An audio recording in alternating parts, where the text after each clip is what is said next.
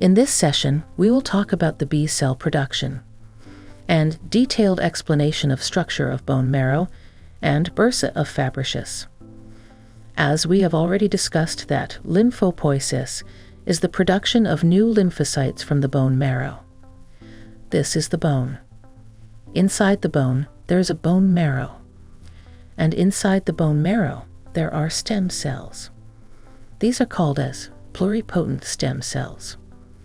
In the production of lymphocytes, some of the pluripotent stem cells become early lymphocyte progenitor, and then lymphopoietic stem cells, which are also called common lymphocyte progenitor.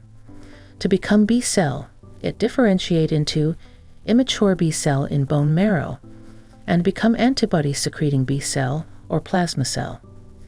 But let's move into depth at how lymphopoiesis of B cells is different from T cell, as both have common lymphoid precursor cell in common. The differentiation of B lymphocytes in the bone marrow can be followed by looking at the expression of different molecules by the developing B cell. One of the first signs that a cell is committed to the B cell lineage is the expression of a surface protein called CD19. The cell at this stage is called as pro-B cell. The cell then expresses the immunoglobulin M heavy chain in its cytoplasm and is known as a pre-B cell. This cell then expresses immunoglobulin M on its cell surface, called as immature B cell. Finally, it expresses both immunoglobulin M and immunoglobulin D on its surface. The cell becomes a mature B cell. This B cell leaves the bone marrow and enters the bloodstream.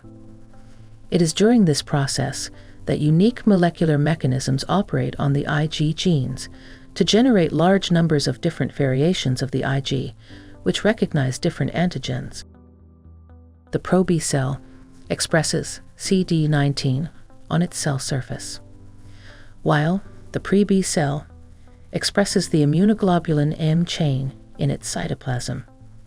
Immature B cells express immunoglobulin M, but not immunoglobulin D on their cell surface, while mature B cells express both immunoglobulin M and immunoglobulin D on cell surface.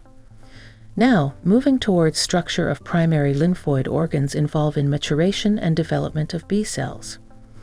But before moving into detailed structure of primary lymphoid organs for B lymphocytes, always remember that during fetal life in mammals, liver is the major hemopoietic and lymphopoietic organ. Bursa of fabricius is present in birds.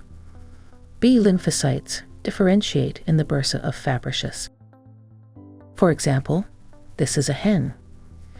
Location of thymus is this. Bursa of fabricius is located here. It is a cloacal outgrowth with many crypts and follicles, which reaches its maximum size a few weeks after birth and thereafter atrophies.